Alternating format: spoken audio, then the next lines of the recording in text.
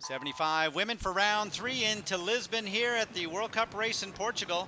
And it has been a long time since the World Cup has been able to be in the home state of one of the world's greatest triathletes, Vanessa Fernandez. Huge crowds out. Early on, it was Canadian Jill Savage pushing through the early stages of the swim. Behind her, not too far, Sarah Haskins from the US, Christine Pilz from Germany as well, as the women came out at the 1,000 meter mark. Back in for the second round. It's a smaller 500 meter loop, 17.5-degree water temperature.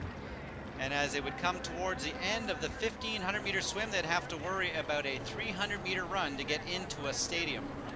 Great aerial shot looking down on the women. Not much of a gap between Sarah Haskin, Christine Pilz, and as well the Canadian athlete in the tremendous form of Jill Savage. Out of the water, it was Sarah Haskin with the first to exit the water, just over 19 minutes.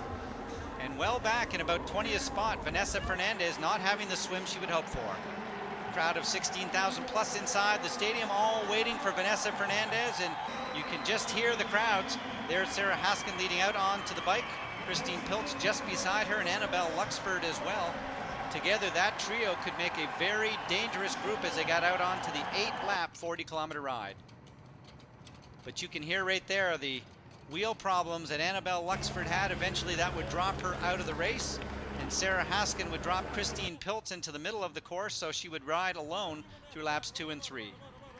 Vanessa Fernandez would eventually catch up, and Sarah Haskin, who won the first of the bike preems, would eventually be engulfed by Vanessa Fernandez and a group of about 30 plus women as they would go back out for the last stages of the 40-kilometer bike ride.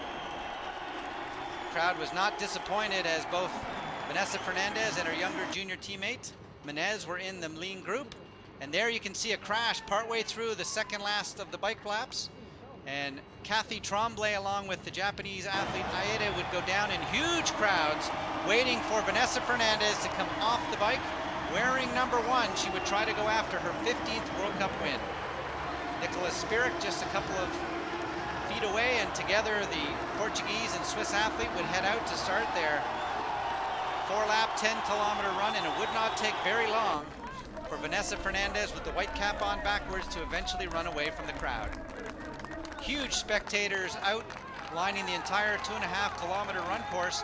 Vanessa Fernandez would feed off that energy as the 21-year-old would finally win it home with her family and friends all into the crowd, and you can see that huge crowd at the finishing line.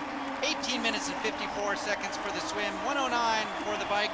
The fastest run of the day, 34:21, and Vanessa Fernandez from Portugal would claim victory number 15 in her young career. Doing it at home, what a great way. Michelle Dillon would come from the second pack and eventually run herself into second place with the second fastest run of the day.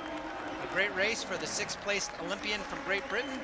And Christine Pilz would put Germany on the podium as she had a great run, 35:59, to finish across the line in 3rd spot.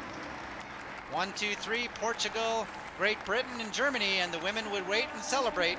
The men would eventually race 2 hours later. First time win a World Cup in Lisbon, it's a lot of me, see this pavilion with a lot of people. It's so much to give me a lot of strength for the next races, for the next training. So I'm too happy because I think I don't have a very good week. So I have a lot of people to help me, my family, my coach, my team, my friends. So I think I'm happy. I don't have a good swim, very bad swim today. I have to push a little bit on the bike and I can catch the first group. And now it was not a fast race today. It was slower, everyone packed, very big pack. And then on the run, I tried to put my pace, but I win today. I'm happy, so very good. Oh, I'm so happy with this result today because, I haven't had a result on the World Cup circuit for many years, so to finish second today to Vanessa was just awesome. I had to really work for it. I was a little bit down in the swim, but that's normal for me, and I worked really hard on the bike, got up to the lead pack, and then we crashed.